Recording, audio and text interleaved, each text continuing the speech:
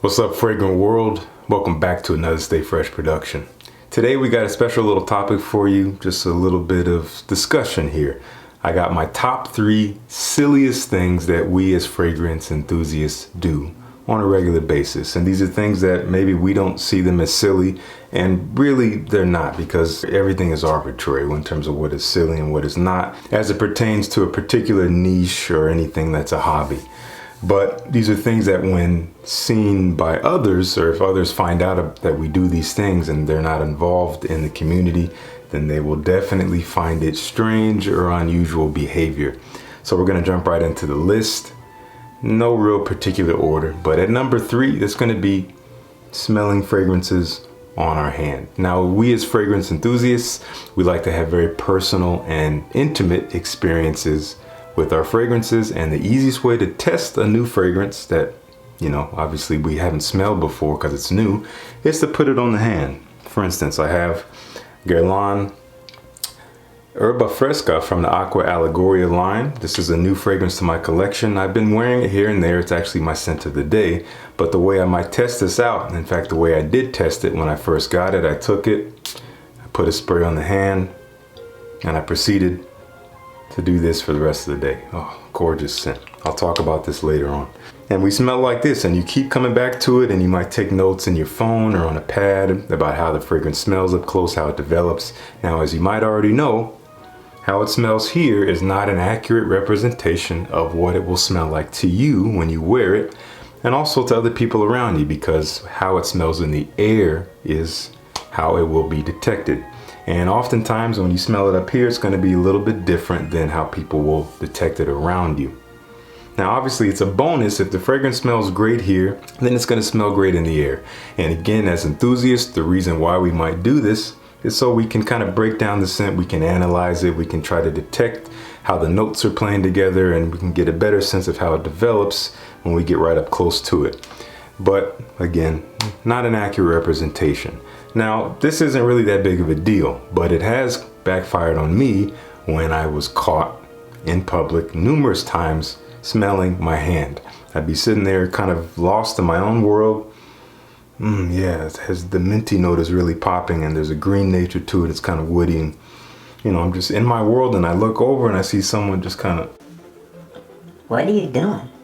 And I have to just kind of play it off like, yeah, just scratching my nose. My nose was itchy. Peace. You know what I mean? It can be kind of awkward. So in that way, those are one of the things that can be seen as silly by others. Now, at number 2, wearing fragrances to bed.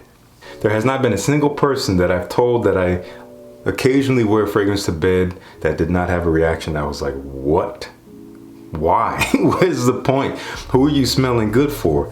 And, it's one of those things that's hard to describe. It's like, yeah, we do it for ourselves. Maybe if we have a partner that we share the night with, we want to smell good to them too. But the idea of it, again, to the layman is just kind of like, well, what's the point? You spray it on, you experience it, yes, and then you fall asleep and that's it. And then you wake up the next day, and depending on how strong the fragrance is, it's most likely gone, maybe rubbed off in the sheets, or sometimes it'll stick around if it is a strong scent. But again, it's just one of those things that we do out of the pure and sheer enjoyment of a scent, and something that, might even help you fall asleep, like spraying on like a lavender based scent might relax you. Aromatherapy plays a role, at least it can. But again, in the eyes of those who don't do this, they see it, they're like, you put cologne on to go to bed. Who are you trying to impress? The bed? Anyway, I'm not gonna stop doing it. If you are doing it and you like doing that, by all means continue, but it was just one of those things that I think appears silly to those who don't involve themselves in this hobby. Now, number 1, and this is one of those things I haven't heard anyone else talk about. I might be the only one that does this, but I can almost guarantee that I'm not. If you do this as well, sound off in the comments, let me know that I'm not the only one in the world that does this. Oftentimes, again, we'll do the silly thing of spraying a fragrance on our hand to test it throughout the day.